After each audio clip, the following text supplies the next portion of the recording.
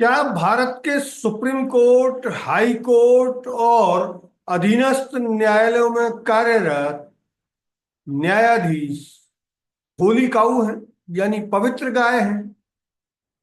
क्योंकि राज्यसभा में एक दिन पहले केंद्रीय विधि मंत्री अर्जुन मेघवाल ने एक सवाल के जवाब में कहा है कि न्यायाधीशों के लिए अपनी परिसंपत्तियों की घोषणा करना पूरी तरह ऐच्छिक है, और वो अगर नहीं करना चाहें तो ये उनकी मर्जी है। उन्होंने ये भी कहा कि इससे पहले जो संसदीय समिति बनी थी उसने ये साफ कर दिया था कि न्यायाधीशों को भी अपनी परिसंपत्तियों की घोषणा करना अनिवार्य होना चाहिए, ठीक उसी तरह जैसे भारत की सरकारी मशीनरी और भारत के नेताओं को अपनी संपत्तियों की जानकारी देना अनिवार्य। फिर भले ही वो झूठ बोलें, आय को कृषि से दिखाएं, अनेक तरह की चीजें उसमें शामिल हैं, लेकिन केंद्रीय सरकार ने राज्यसभा में एक शब्द में इस प्रश्न का उत्तर दिया कि क्या न्यायाधीशों को अपनी परिसंपत्तियों की घोषणा करना अनिवार्य है। केंद्रीय विधि मंत्री ने सिर्फ नहीं शब्द का इस्तेमाल किया, अंग्रेजी में नो और हिंदी में नहीं। इस पूरे मसले पर अगर विचार किया जाए तो भारत में न्यायाधीशों का स्तर या न्यायाधीशों के बारे में ये कहा जाता है कि वो देव समान। निश्चित तौर पर न्याय की कुर्सी पर बैठा कोई भी व्यक्ति देव समान है, लेकिन हाल ही जिस तरह की घटनाएं हुई हैं उनसे ये साफ हो गया है कि न्यायाधीश भी पूरी तरह निष्पक्ष नहीं है। कई न्यायाधीश पूरी तरह निष्पक्ष नहीं है, जिनमें कोलकाता हाई कोर्ट के एक जज तो इतने उतावले निकले कि उन्होंने बीजेपी ज्वाइन करने के लिए इस्तीफा दिया, और फिर बड़ी, उसके लिए क्या शब्द इस्तेमाल किया जाए ये आप स्वयं तय कर लें, बड़ी ही क्यूरियोसिटी के साथ ये कहा कि हाँ, मैं आरएसएस का सदस्य रहा हूं और मैं बीजेपी ज्वाइन कर रहा हूं। कौन व्यक्ति किस पार्टी में जाता है इससे हमें कोई मतलब नहीं, लेकिन न्यायाधीश की कुर्सी पर बैठने वाला इंसान देव समान माना जाता है। और न्याय के भारतीय परंपरा के अनुसार अगर हम ज्योतिष की बात करें तो न्याय के सबसे बड़े देव शनि माने जाते हैं, जो प्रत्येक व्यक्ति को, चाहे वो पुण्यात्मा है या पापात्मा, उसको उसके कर्मों का दंड अवश्य देते हैं। ठीक वैसे ही न्यायाधीशों के लिए भी ये माना जाता है कि वो अपने को न सिर्फ पाक साफ रखेंगे बल्कि अपनी संपत्तियों का विवरण भी जनता के सामने रखेंगे। ये सही है कि सुप्रीम कोर्ट के चीफ जस्टिस और कॉलेजियम के साथ साथ अन्य न्यायाधीशों की सहमति से सुप्रीम कोर्ट ने परिसंपत्तियों की घोषणा करने के लिए अपनी वेबसाइट पर स्थान दे रखा है, और ये उम्मीद की है कि न्यायाधीश स्वैच्छिक तौर पर अपनी संपत्तियों की घोषणा करें। लेकिन अभी भी बहुत सारे न्यायाधीश ऐसे हैं जो परिसंपत्तियों की घोषणा नहीं करना चाहते। इन हालात में केंद्र सरकार का संसदीय समिति की सिफारिशों को दरकिनार कर राज्यसभा में जवाब देना कि न्यायाधीशों के लिए परिसंपत्तियों की घोषणा करना अनिवार्य नहीं, और वो स्वैच्छिक आधार पर चाहें तो अपनी परिसंपत्तियों की घोषणा करके जनता की अदालत में बता सकते हैं कि उनका अब तक का करियर उनके वेतन से कमाए गए धन से अधिक परिसंपत्तियों से युक्त नहीं। अब सवाल है कि जब भारत के प्रधानमंत्री से लेकर मंत्रियों और सरकारी मशीनरी जिसमें आईएएस से लेकर क्लर्क तक शामिल है, सबको ये बताना अनिवार्य है कि उनके पास कितनी संपत्ति है। और ये घोषणा सालाना, हर साल संबंधित कर्मचारी, अधिकारी और नेताओं के लिए अपडेट करना भी अनिवार्य है। फिर न्यायाधीशों को इससे छूट क्यों?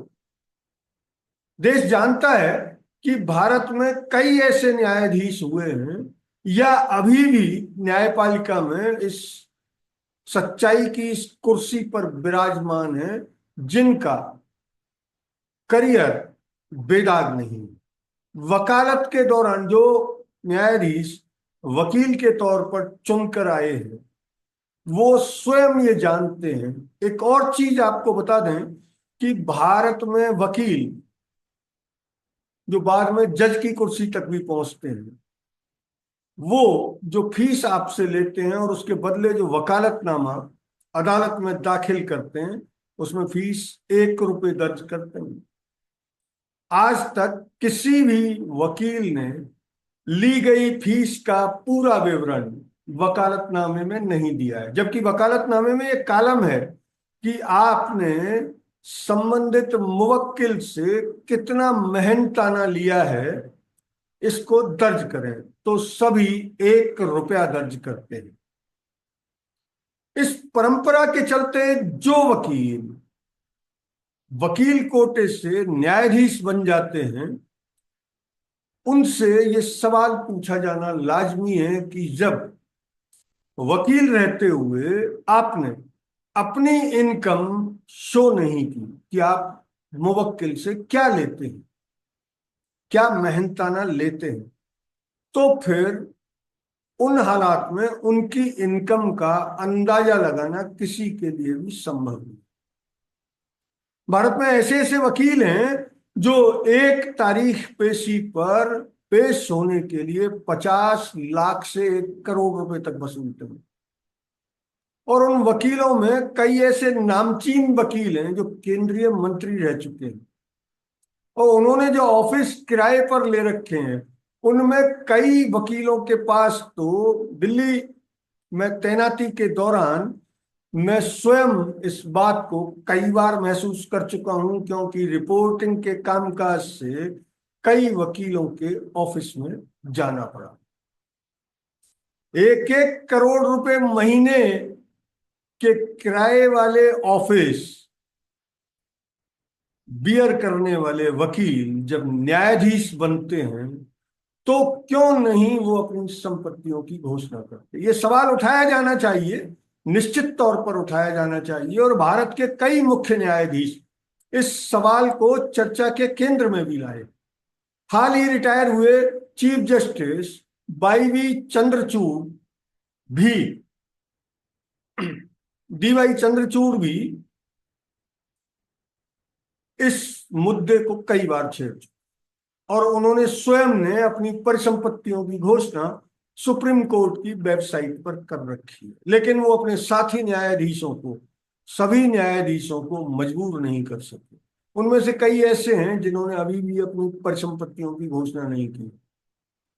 भारत में लोकतंत्र है और राज संविधान की रोशनी में चलता है, और संविधान ये कहता है कि व्यक्ति, चाहे पीएम हो, डीएम हो, न्यायाधीश हो, कैबिनेट सेक्रेटरी हो, सब पहले भारत के नागरिक हैं, उसके बाद ही इस ओहदे पर वो पहुंच पाते हैं। क्योंकि कोई भी विदेशी नागरिक भारत में पीएम, डीएम, सीएम और न्यायाधीश नहीं बन सकता, ना ही आईएएस बन सकता है, ना ही आईपीएस बन सकता है। उन सबके लिहाज से अगर देखा जाए तो नागरिक, भारत के तमाम न्यायाधीश जो सुप्रीम कोर्ट और हाई कोर्ट के साथ अधीनस्थ न्यायालयों में न्याय की कुर्सी पर बैठे हैं, उन न्यायाधीशों को भी ये भान होगा कि वो पहले देश के नागरिक हैं, उसके बाद वो इस पद पर आए हैं। तो जो देश के नागरिक हैं, उनके लिए अपनी इनकम शो करना न सिर्फ अनिवार्य है, बल्कि उस पर वो पूरा टैक्स भी चुकाते हैं। क्योंकि न्यायाधीशों को सैलरी मिलती है, इसलिए टैक्स वसूली का जहां तक सवाल है, तो निश्चित तौर पर उतनी हो रही होगी जितनी सैलरी उनको मिल रही है, और सैलरीड पर्सन से को जो इनकम टैक्स देना पड़ता है वो भी वो चुका रहे होंगे। लेकिन वो अपनी संपत्तियों की घोषणा आगे बढ़कर और प्राथमिकता से नहीं करते, और ना ही मीडिया को बुलाकर ये बताते हैं कि उनके पास कितनी संपत्ति है। ये सवाल लगातार उठाया जाना चाहिए, क्योंकि न्यायाधीश भी होली काऊ नहीं है, वो भी इंसान है, और इंसान की कमजोरियों से सभी वाकिफ हैं। इंसान एक ऐसा जीव है जिसकी कमजोरियां अलग अलग तरह की हैं। वो कब क्या कर बैठे, इसके बारे में अनुमान लगाना शायद भगवान के लिए भी संभव नहीं। इसलिए सवाल उठाइए और सरकार पर दबाव बनाइए कि सरकार कम से कम न्यायाधीशों को परिसंपत्तियों की घोषणा करने की बाध्यता वाला कोई कानून लाए, जिसके लिए संसद की कई संसदीय समितियां एक से अधिक बार कह चुकी हैं। अगर ये वीडियो आपको अच्छा लगा तो इसे लाइक करें, शेयर करें, और हाँ, हिंदी हेडलाइन को सब्सक्राइब जरूर करें। धन्यवाद। जय हिंद।